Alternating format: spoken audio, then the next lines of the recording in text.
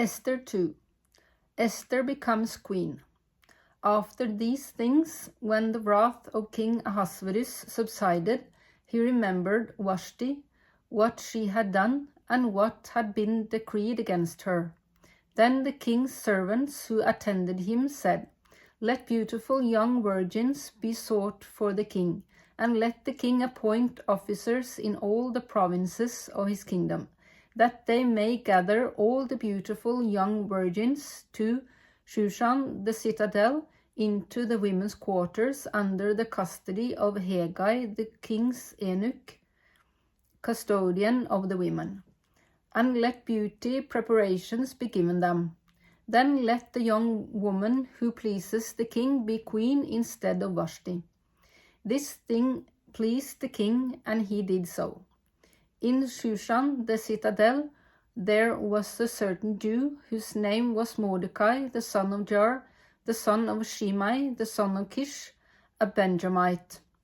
Kish had been carried away from Jerusalem with the captives who had been captured with Jeconiah, king of Judah, whom Nebuchadnezzar, the king of Babylon, had carried away.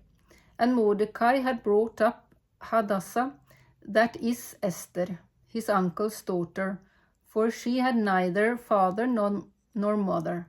The young woman was lovely and beautiful. When her father and mother died, Mordecai took her as his own daughter. So it was, when the king's command and decree were heard, and when many young women were gathered at Shushan the citadel under the custody of Hegai, that Esther also was taken to the king's palace into the care of Hegai the custodian of the women. Now the young woman pleased him, and she obtained his favor. So he readily gave beauty preparations to her besides her allowance. Then 7 choice maidservants were provided for her from the king's palace, and he moved her and her maidservants to the best place in the house of the women. Esther had not revealed her people or family, for Mordecai had charged her not to reveal it. And every day Mordecai paced in front of the court of the women's quarters to learn of Esther's welfare and what was happening to her. Each young woman's turn came to go into King Ahasuerus after she had completed 12 months' preparation, according to the regulations for the women, for thus were the days of their preparation apportioned: 6 months with oil of myrrh, and 6 months with perfumes and preparations for beautifying women. Thus prepared, each young woman went to the king, and she was given whatever she desired to take with her from the women's quarters to the king's palace. In the evening she went, and in the morning she returned to the second house of the women, to the custody of Shagas, the king's eunuch, who kept the concubines. She would not go into the king again unless the king delighted in her and called for her by name. Now, when the turn came for Esther, the daughter of Abihail, the uncle of Mordecai, who had taken her as his daughter, to go into the king, she requested nothing but what Hegai, the king's eunuch, the custodian of the women, advised. And Esther obtained favor in the sight of all who saw her.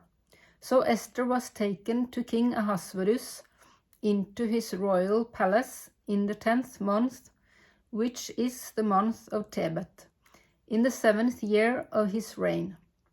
The king loved Esther more than all the other women, and she obtained grace and favor in his sight more than all the virgins.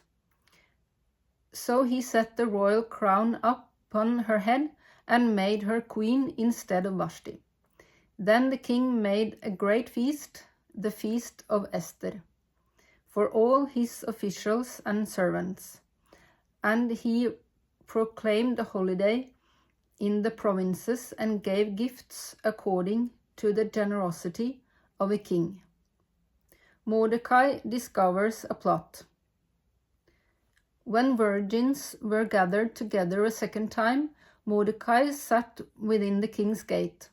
Now Esther had not revealed her family and her people, just as Mordecai had charged her. For Esther obeyed the command of Mordecai as when she was brought up by him. In those days, while Mordecai sat within the king's gate, 2 of the king's eunuchs, Bigtan and Teresh, doorkeepers, became furious and sought to lay hands on King Ahasuerus. So the matter became known to Mordecai, who told Queen Esther, and Esther informed the king in Mordecai's name.